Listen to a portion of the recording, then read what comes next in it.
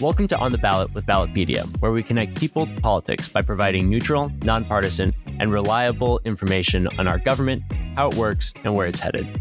I'm a regionally renowned trivia master from southeastern South Dakota, and your host today, Doug Kroneisel. Thank you so much for being with us. Most public school K-12 students in the U.S. attend a school based primarily on their residential address, and that dividing line can often determine the quality of the public education available to them. These boundaries link public education to many facets of family residential decisions, including wealth, ethnicity, social connection, employment, social status. Last year, Ballotpedia embarked on an in-depth research project to explore these vital boundaries and the policies governing them in a selection of school districts.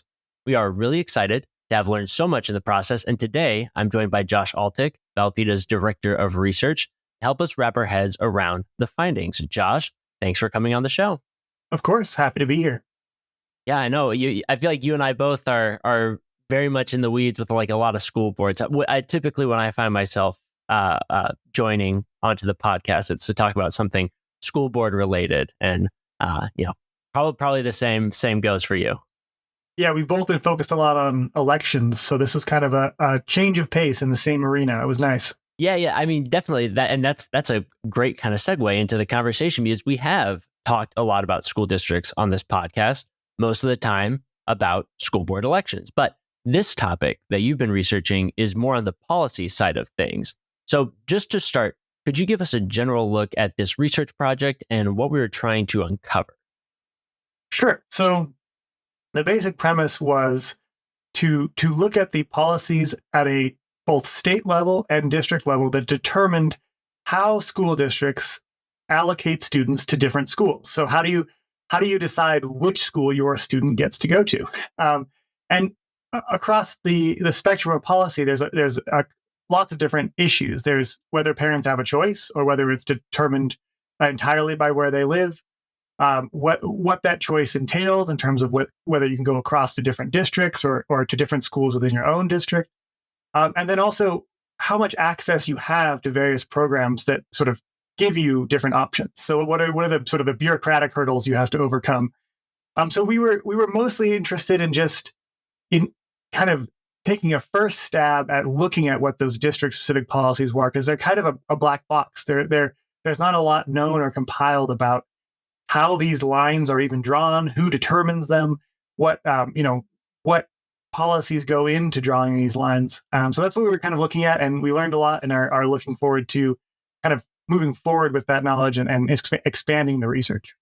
Well, yeah, I mean, you mentioned lines, and this research kind of from my look at it and what I've read about it so far, it deals a lot with lines on the map, from school district boundaries to these things called attendance zones. And I feel like those are two pretty important distinctions. So could you clarify what we're talking about with those terms? What is the difference between a school district boundary and an attendance zone?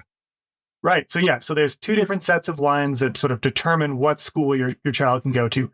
One of them is an actual political jurisdiction, the school district.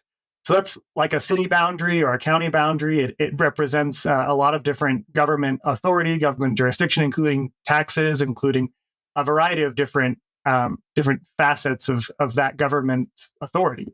But that also determines which schools are in your district and which schools your student can go to. But then within a district, especially large districts that have multiple schools, there are lines drawn that solely determine which school your child can go to. So those are the attendance zone lines. And those are different from the district boundaries. The attendance zone lines cut up a school district into a bunch of different pieces and determine, which piece you are a part of. And each piece has a school that is sort of allocated to it. So those are the lines we're talking about. And we were interested in sort of two policy areas. One, what are the policies that allow you to cross those lines? That's called open enrollment, right? So you have inter-district open enrollment, where you cross from one school district into another school district, usually a neighboring school district, and go to a school outside of your district. And then there's intra-district open enrollment, which is just crossing those little attendance zone lines within your district. So if I live in the zone for Washington High School, can I cross that zone and go to Lincoln High School instead? So those are the two lines we're talking about, and then there's two sets of open enrollment policies that apply to crossing those lines. And then we're also interested, because we're nerds here at Ballotpedia, about how those lines even got there in the first place. Not so much the district boundaries; those are, like I said, government boundaries. But those attendance zones, who draws those maps? Who changes them yearly? Who decides, why does it loop around this neighborhood and through that neighborhood, but cut straight through the other neighborhood? Yeah.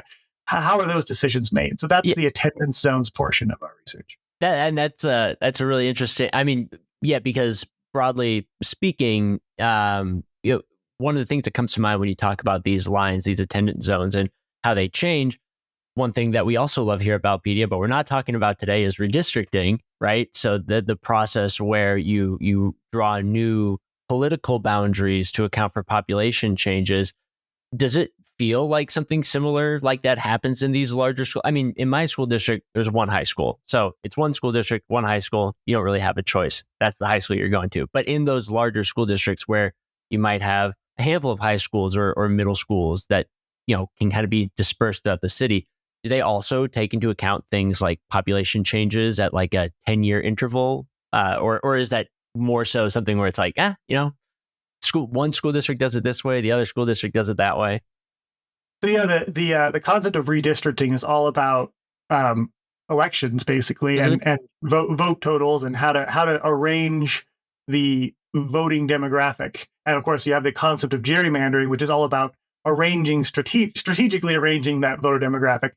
So these attendance zones have nothing to do with elections. Yeah. So even some school districts do have sub-districts, which have to do with electing school board members that are representative of a portion of the district. Yeah, sure. Like you've got the Springfield School District, but maybe District 1 is this corner up here, District 2 is this corner over here, District 3 is down here, and they're called wards or whatever. Post, whatever, yeah.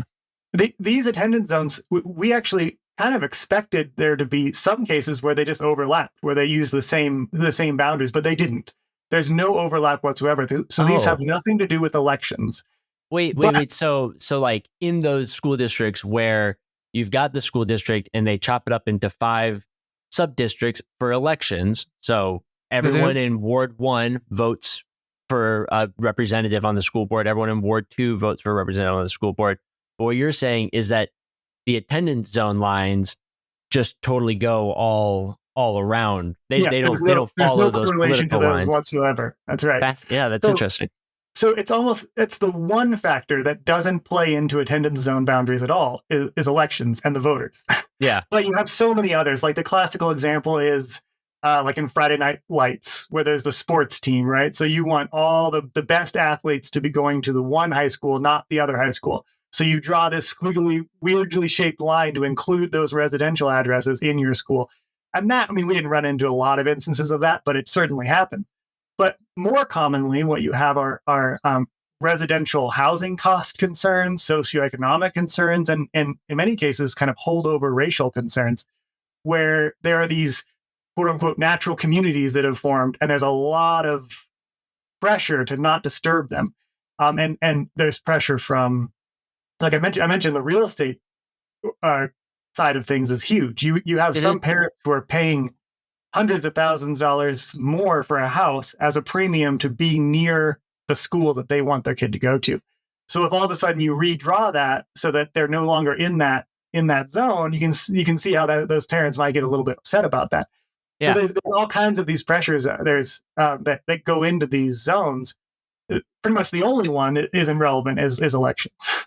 That's super interesting. Well, so like getting like into the policy side of this, when we're talking about these assignments based on residents that you're talking about that we were investigating, we got open enrollment, attendance zone creation, and alteration. We already kind of talked about we've already kind of touched on both of those, but could you, before we kind of jump more deeply into the arguments going on here and the findings that we found here, just really quickly, 1,000-foot view, what is open enrollment? And then what do we mean when we're talking about attendance zone creation and alteration?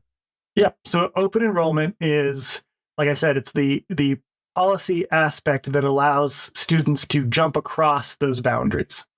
So moving from one zone to another. And inevitably they require some kind of application, right? So your parent or guardian has to fill out an application. You have to, in advance, anticipate that you want to move schools or go to a different school. And then you get approved in some way. And then you're able to transition out of the school that you would by default be going to and go to a different school. And so then the type of open enrollment would just depend on which of those boundaries you're trying to cross. Are you trying to cross the attendance zones within your own district? Or you're actually trying to leave your district and go to a different school district outside of that? So those are the two open enrollment policies we investigated, and we looked at it from a facet of like a range of different facets, from what like I said, what bureaucratic hurdles you have to overcome. So one of the most complicated ones was actually, what was the time period you had to apply in? So, and something as simple as that. We also looked at the information availability, right? So what information do you need to fill out this application, and could you find that easily? What access problems are there? And then all the different issues that go into it, like transportation. So some districts said open enrollment's fine, but you have to provide your own transportation. You can't use our bus system to go to a different school. Or do you have to pay a tuition fee if you go to a different district? So there's all these different conditions and qualifications, and we looked at each of those and tried to categorize these districts based on their local open enrollment policy. And we cross-reference that with state policy, because there's a lot of state policy on open enrollment as well.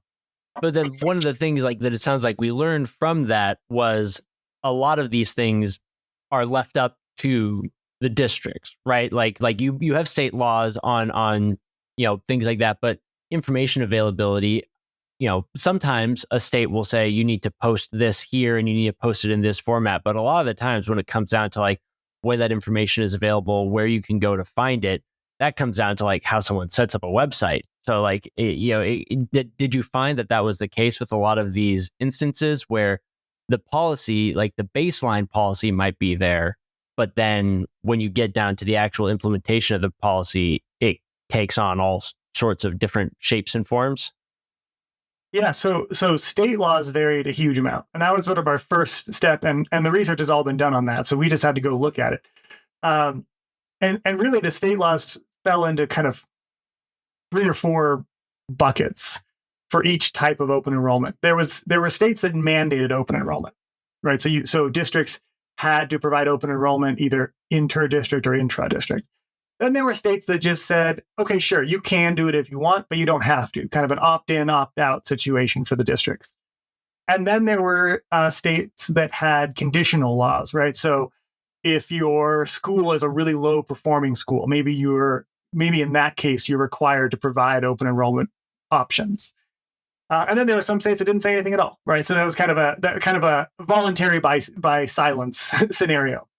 But what you said is a great point, is that even in the most well-defined states where the state, like my state of Colorado, mandates that open enrollment be available in all districts, there's still a huge amount of implementation details at the local level. So that could be anything from where they post it, like you said, online, or the information they provide. So take this scenario.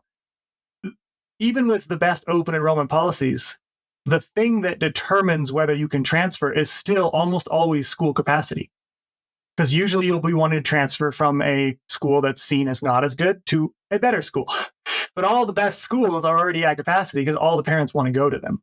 So we ran into some states that required districts to post school capacity, but many states didn't, right? So that was kind of up to the school.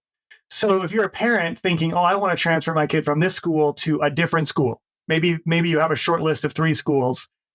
You don't know which one to put down in your application because you don't know which one has a room, right? Which one will actually accept you? Or if you apply to it, will they just say, no, we don't have any room. Our classrooms are full. Go away. So the amount of information you have as a parent absolutely dictates how you're able to take advantage of the programs, even the state mandated programs, when it comes to open enrollment. And then when it comes to like the attendance zone policies and how they work, what do we know about that? Like, what have we learned there? Because from my vantage point, and probably the vantage point with like a lot of listeners, I mean, typically, like you were saying, attendance zone policies really only come into play in larger school districts, and that's kind of like the universe that we were examining for this study. Our sample size was in these larger school districts where things like attendance zone policies might come into play. But obviously, if you live in a smaller school district, you probably don't have to worry about attendance zone policies because you've only got one school to go to. So you don't really get across any of those kind of the attendance zone lines to go anywhere. But in those districts that we did examine, what did we learn about those attendance zone policies and how they work? Yeah, so our attendance zone research was fueled by this gap we saw. There's been a lot of research into the outcomes of these. So places like Urban Institute or Tim DeRoche has wrote a kind of the seminal work on this, talking about how the effect of these attendance zones has in many cases provided racial segregation. And there's a lot of districts that are actually under desegregation orders still because of these attendance zones. So a lot of the outcomes are there, and a lot of them are showing inequity between, even in the same school district, inequity between two different schools. And it might be the funding that's available to them or simply the quality of education available. And then the people who are going to the good schools want to protect that, and the people who are going to the bad schools don't have the options, right? So there's these fine lines drawn, as the book is called. So that has been kind of a well-known phenomenon, and there's been a lot of research into the negative effects of that, as well as sort of the opportunities there. What we wanted to look at was the inputs, what policies and practices led to these maps being drawn in the first place, and led to them not developing as much over time. A lot of these maps, you look at them now and you look at them from 20 years ago, 30 years ago, and they're very, very similar. They're outlining pretty much the same neighborhoods. So is there a case to be made that more changes should be applied to these maps? And if so, what policies are preventing that? Or what policies could be in place? What districts have made a lot of changes or have put into place these policies? So that's what we're looking at, the input side. And as you said, we chose districts where it was relevant. So in the biggest districts is primarily what we looked at. Although attendance zones are relevant as long as you have two schools in your district, there's some kind of boundary that determines this. So we looked at the 45 districts inside of the top 200 largest districts. So that was our universe, and we picked those based on the state laws. So we wanted a smattering of state laws that mandated open enrollment. We wanted a smattering of state laws that gave districts all the options in the world. And so that's how we selected these, and then it was kind of random from there. Mm-hmm. But the attendance zone policies work was difficult. In I think 60-ish% of cases, we actually found published school district policy on attendance zones. But even that was kind of vague sometimes. And what we had to look at was the last time they redrew the zones. So in 30% of cases, we were actually looking at, well, here's the process they used the last time they tried to do this. I'd love to dive into the details of that, but that's kind of the premise of it is we know about the outputs. We know some of the issues there. What went into designing these maps in the first place, and who's responsible for them? Yeah, and I think that is, I think that will, one of the things that I'm kind of interested in hearing is, the effect of these policies and or that input side of it as well. What leads into them? What are the outcomes of these policies that exist? But on the topic of like who's drawing these lines, or how often are these lines being drawn, especially when it comes to like attendance zones, because like when I think of like a school district boundary, a school board can't just like sign a piece of paper that says we're expanding our school district to include this area too, because school district boundaries are typically something that the state has to set. And like if a school district is changing its boundary, it's typically encroaching or taking territory from another school district that is a totally distinct political entity. But with these attendance zones, that's all in-house. That's all in a single school district. And so I take it that it's typically the school board or some administrative entity in a school district that kind of decides where those attendance zone lines are. Yeah, so every state that we looked at 17 different states of the state policy side. Every state gave the school board the authority over student allocation. Mm-hmm. And so in all 45 school districts, that was kind of the status quo, is the school board does have the final say. It was interesting, though, that two of the school districts we looked at were under desegregation orders, And so the court actually drew those maps. Oh, They interesting. were allowed to draw their own maps. So the district court was responsible for the maps, not the school board. But those were the only exceptions. So 98% of the districts we looked at, the school board was responsible. But what we saw, which I thought was interesting, is that the school board wasn't always the one who was actually making the practical decision. They were often just presented with a map and they rubber stamped it, right? And maybe they gave it consideration, or maybe they went back and had someone change it. But for the most part, what you had was some combination of superintendents, different committees, advisory committees. Some districts, even in the same state, would have a parent advisory committee draw up the map, and the other one would just have a superintendent draw it, right? So there's a lot of variation in terms of who's actually making those decisions. And so that was one of the most interesting things coming out of the research, is we had this laundry list of ideas that different districts used, whether it was surveys or using GPS or using, like I said, a parent advisory committee, or actually hiring a professional in some way to draw these maps. And then does the school board get to look at one map? Do they get to look at 5 different options that accomplish the same thing, and then they choose the best one? So there's a huge amount of variety in terms of the practical aspects of the process that went from, we need to change our zones because we made a new school or the population changed, to here's the map we're going to use. Well, one of the things that you mentioned earlier, about the hypothetical family who spends many $100,000s more so that they can buy a house in a specific attendance zone so their kids can attend a specific school.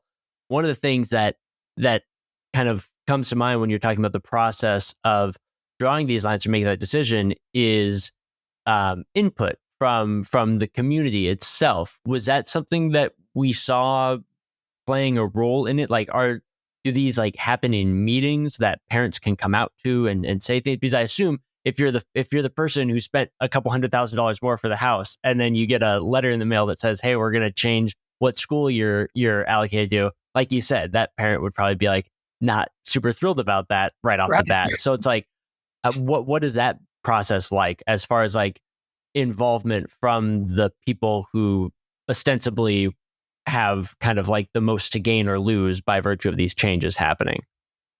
Yeah, most districts held at least 1 or 2 public meetings in advance to kind of air the idea and show some draft maps.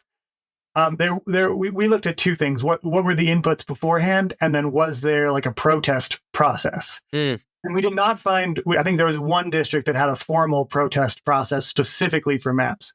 There were a couple of places that provided general, here's your complaint process. So what we did see in a couple of different cases, was parents who didn't like the map at all, even after the public input. They came in after the fact and protested it, and actually were able to affect a change, usually back toward the status quo. So yeah, there were angry parents who go in and protest the map. So that happens for sure. But the default public input is just a couple of public meetings before the map is finalized. And I mean, those are attended sparsely, I'll say. Yeah. I mean, your typical school board meeting, Monday night, right? Someone's asleep in the back row. So yeah. A lot of parents are surprised, I think, when their kids are rezoned. Sure. Yeah. Sure. Well, and I think that gets at sort of what you were saying earlier about the policy might be pretty clear from the state, if the state isn't silent on it, but the policy might be pretty clear from the state, but how it's implemented, how it rolls out, who's noticed, when are they noticed, how are they noticed, is it by mail, is it in a newspaper, public notice, a lot of different variation that can go into how these policies actually play out.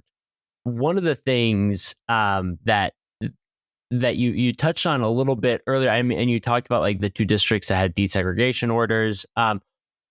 What have we learned about the outcomes of these policies, or what would you say you've kind of taken away in terms of how parents and how communities react to one of these policies being in place versus another one of these policies being in place? For example, I know a family who they say that they don't live in my town because my town has 1 school, so you don't have to worry about it here, like I've mentioned twice now. But they live in a place that has multiple schools, and they list their address as being their grandmother's address because their grandmother lives in the district where that school is that they want to attend, rather than their home address because they don't want to go to that school. What are like the kind of effects that has on how what it is that like parents do, how it is that communities exist? I suppose like in terms of these policies being in place. Yeah, that takes many names. On one side of the aisle, people like to call that address sharing, and there's actually been a couple of studies come out recently about, to what degree do different school districts and different states prosecute address sharing. And I think that point illustrates just the length that parents will go, at least some parents, to get their students into the schools that they think will give them an edge, give them a leg up. The other name for that in lots of states is fraud, lying. Yeah, sure. So it is illegal in many states, and there are parents who have gone to jail for doing that. And so what we found is that, so our research was more, like I said, on the inputs, and all of those stories went into motivating us to look at this, because when you have parents going to jail because they're so desperate, and when you have these research studies coming out showing that, in about 3/4 of the states, these are actual crimes that are being prosecuted, but parents are still saying they live somewhere else. There seems to be an issue there. There's some kind of unrest. There's some kind of problem. Yeah. And I think that highlights also the uniqueness of this situation. The public education is one of the only publicly provided services where you're limited in how you participate based on your address, right? Yeah. So you take public parks, for example. Most of them, every city I've been to, it doesn't matter where you live. You can go to any park in the city, right? Or no one's checking your ID before you walk into the park. Stuff like that, right? So you might not be able to take a book out from the city across from you, right? It might have to be your city, but in your city there might be 5 libraries, and you can go to any one you want. Yeah. So most public services are like that. So this is a pretty unique situation.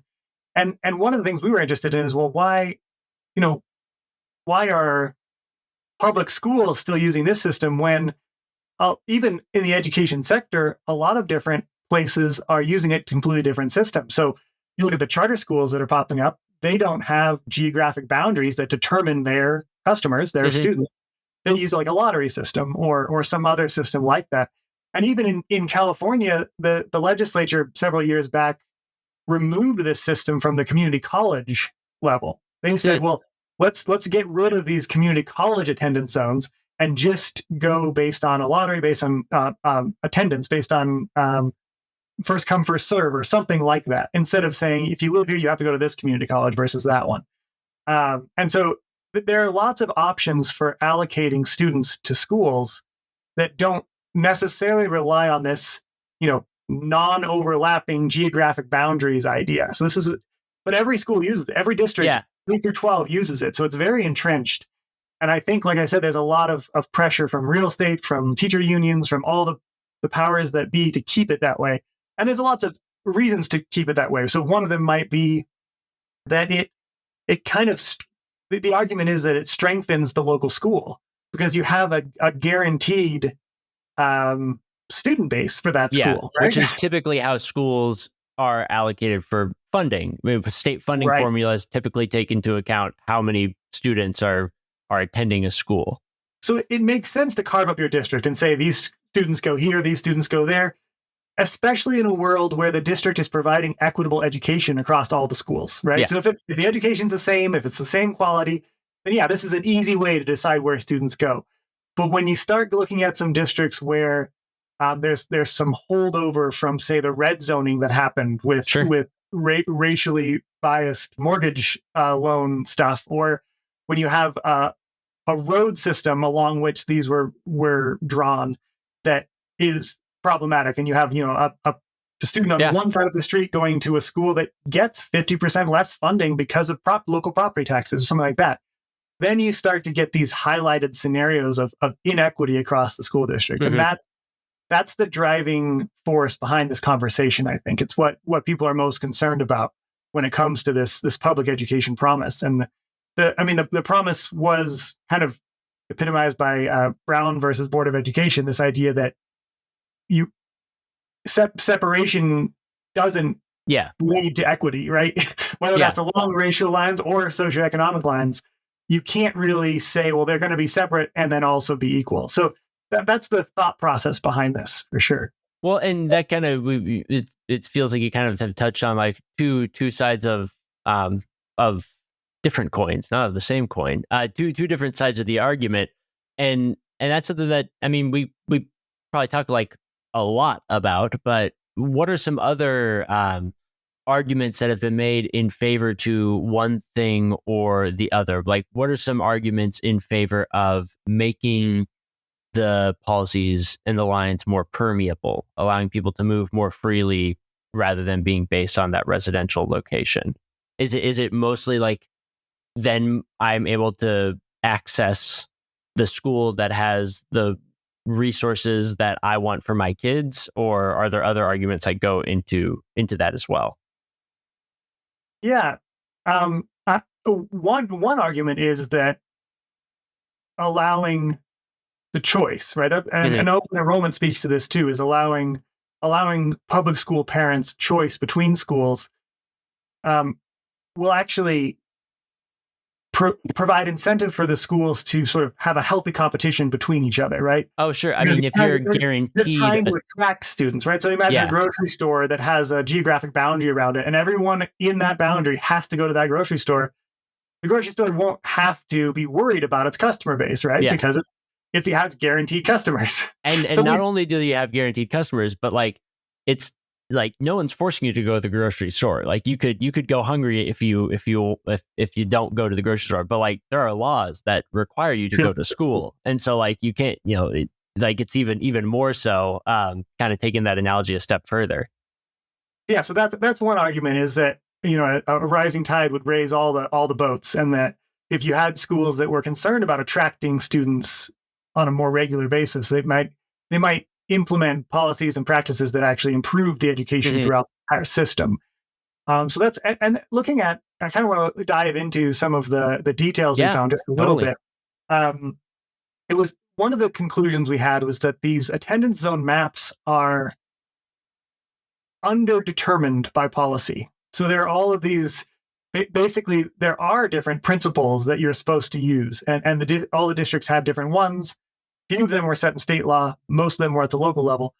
But the policies themselves didn't determine the map. So there's a lot of individual flexibility allowed. And you can draw all kinds of different maps. And there's actually a group of students that created this project that redraws maps that to equalize across certain things, whether it's socioeconomic or racial, or actually even just distance from schools.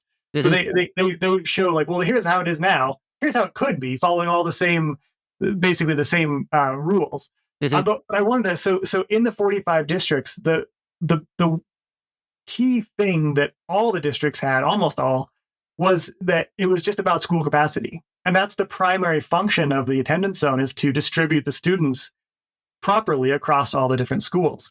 But then you had other ones. So you had other principles, and we categorized these all. And the next most common one, 23 districts out of the 45, was this idea of community, of a natural neighborhood.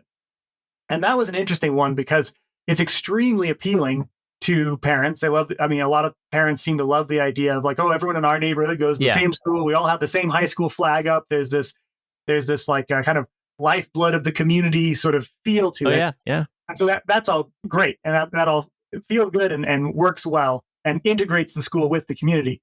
But then there's the other issue, in that these natural communities are often the lines drawn are real estate lines or poverty lines or wrong side of the tracks sort of lines.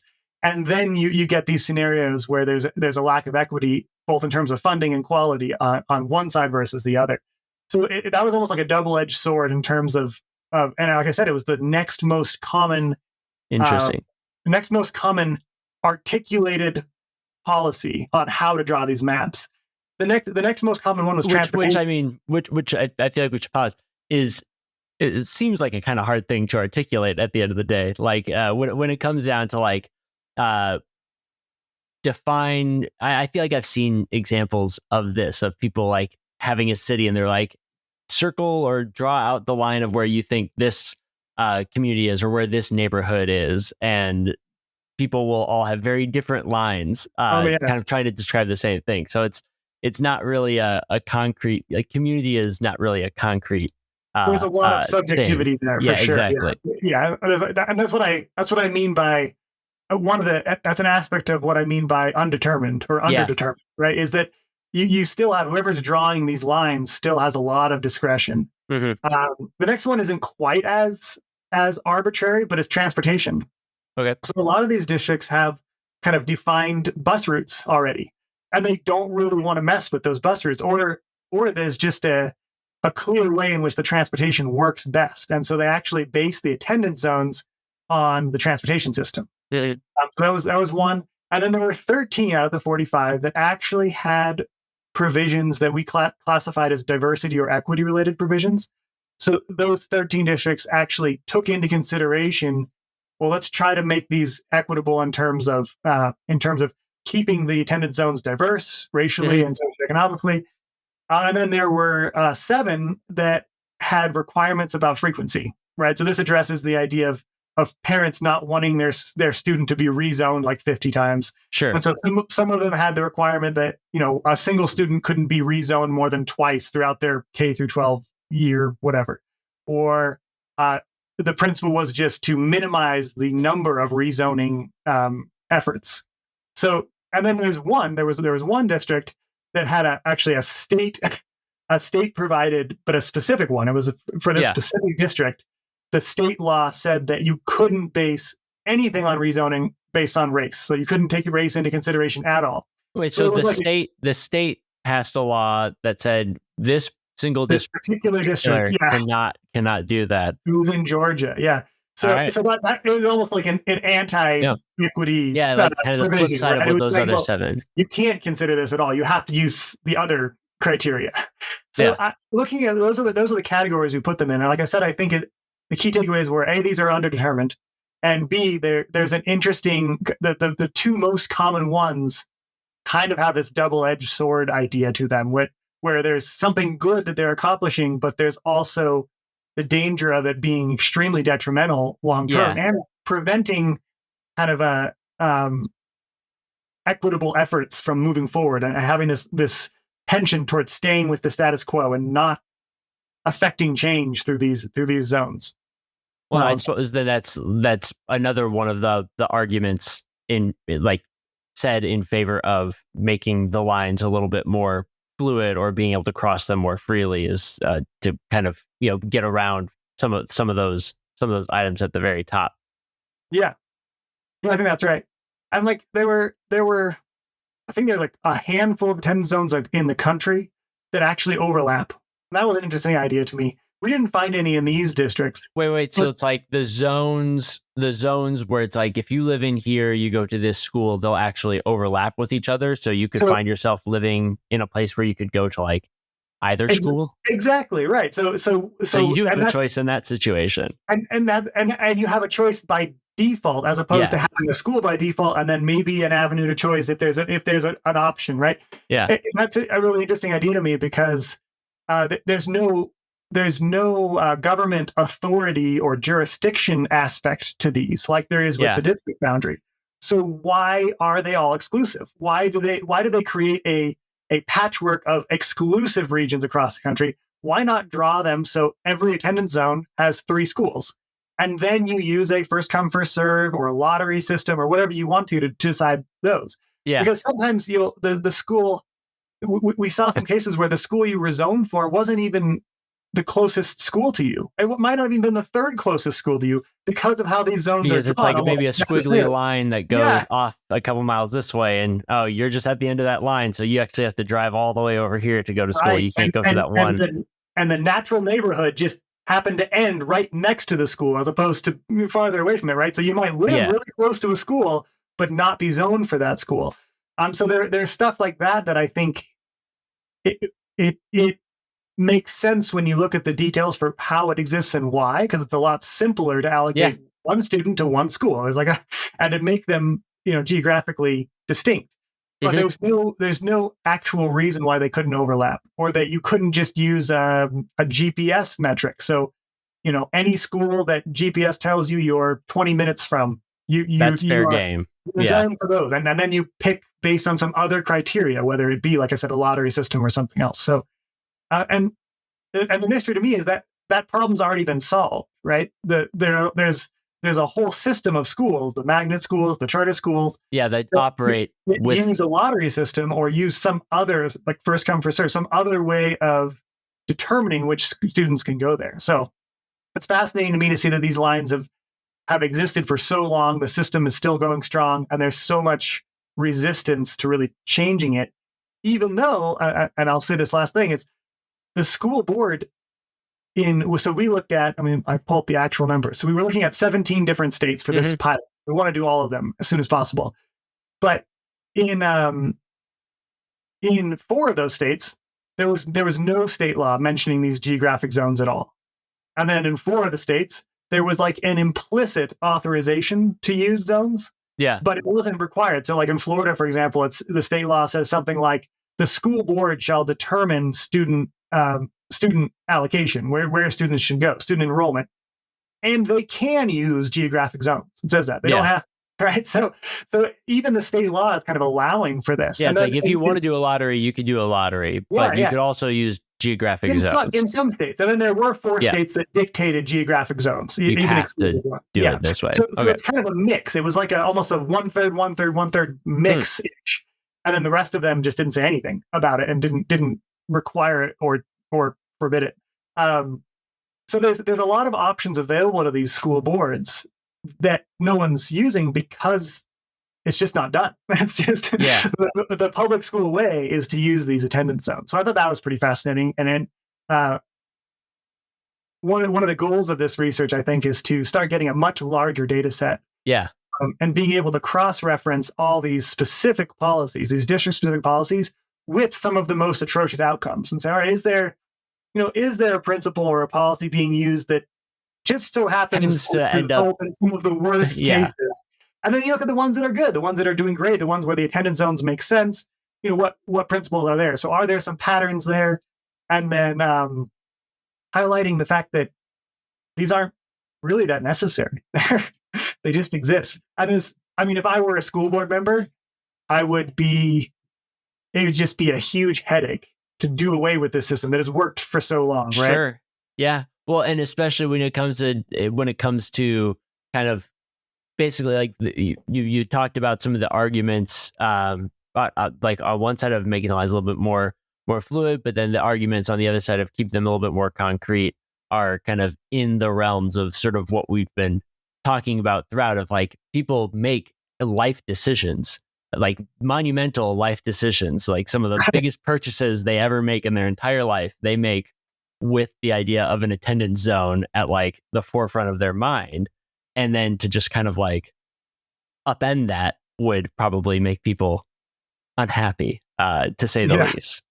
Knowing what we know about watching and following some conversations in front of school boards, the ones that aren't sleepy, I'm sure that plays into some of the political sort of like pushback that you would feel if a board were to, if a board in Florida were to say, actually, we don't need to use these zones at all. Like the state law allows us to do whatever we want. Well, if they like started to go down that path, then I'm sure they would hear from a lot of constituents very quickly about why they shouldn't do that. Yeah. And you mentioned that the goal moving forward is to take in as many more states as possible and cross-reference that. I mean, that sounds great to me. Are there any other like policy aspects that you want to catalog? Or I mean, like you mentioned those instances of like overlapping attendance zones. Are there any other things that you're kind of like looking out for in terms of things that maybe we didn't see or weren't able to take a look at too much with this sample set, but we might be able to get a better idea about in like a larger sample set? Yeah, one of the goals with this small pilot was to just prove feasibility. Could we actually find these policies or dig up the old meeting documents that had the practices from the previous rezoning? And so proving feasibility, being able to find that for all the 45 districts was really encouraging. Yeah, but there are now a bunch of patterns that kind of appear, that we could see appearing, and that we know anecdotally exist, and we want to go put data behind them, right? So if we could do 1,000 districts, and so going back to the open enrollment side, one of the patterns we saw, or that has been purported and that was borne out in this particular research, even though it was a small sample size, was this pattern of large urban districts that have open enrollment. They've opted into open enrollment. They're fine with it.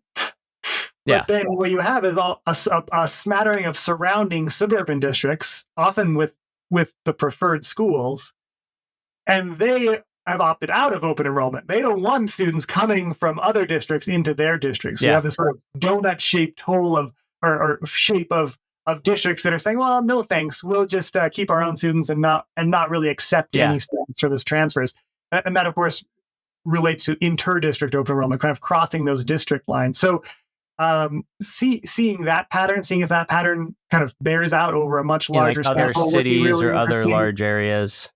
Because like in the just the ones we did, we kind of took a look at the districts, all large districts, usually urban districts, and we looked at I took a brief look at the surrounding districts, the best ones, and so 60% of the districts we looked at had really no generally available interdistrict transfer options outside of the district to a surrounding highly rated district. So, maybe there were options if, like a lot of the conditions in place were like, oh, if your parent works at the school, then sure, you can come. Or if you pay tuition, you can come. Or if you were abused at your school, you can come, or something like that. Yeah, right? But typically things that are either not super common or are prohibitive. Like, I mean, paying tuition to send your kid to like a public school is something that I'm sure a lot of families can't just like do, especially if you have multiple kids. And so like, it's effectively kind of like what you're saying of like that donut hole shaped sort of like wall, sort of like off.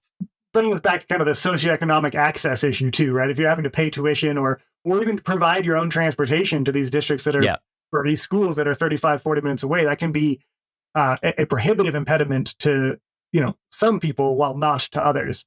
But other things we looked at, which districts mandated clear and objective standards for determining capacity. Yeah. Because the other thing a school can do is even if open enrollment is mandatory, right? No open enrollment law at the state level said, oh, you have to accept students no matter what. The open enrollment policies always gave precedence to the students in their attendance zones. Sure. And B, they could always say, well, we just don't have seats. We don't have enough room.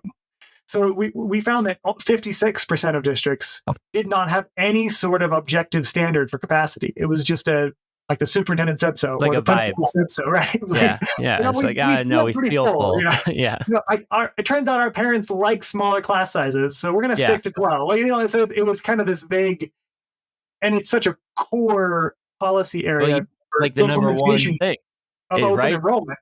Yeah, it's really permanent. So those are the types of patterns we kind of want to really look at as we expand this out and look at more districts. Hopefully across all the states, so the entire country, and at least 1,000 districts is what we're hoping to do soon. Yeah. Well, I mean, that sounds exciting. And when you do that, I'm sure we'll be back here to chat more about the different patterns and things that you find. But I mean, listeners, if you're interested in learning more about this research and diving into some of these patterns that were found and the data that was found, you can check out the link in the show notes. But Josh, thank you so much for your time today. It was great. It was great chatting with you. Yeah. Thank you for having me on. Yeah, and for our listeners, we'll be back next week with another episode. So make sure you subscribe to On the Ballot wherever you listen to podcasts. I'm Doug Croneisel, and thanks for listening.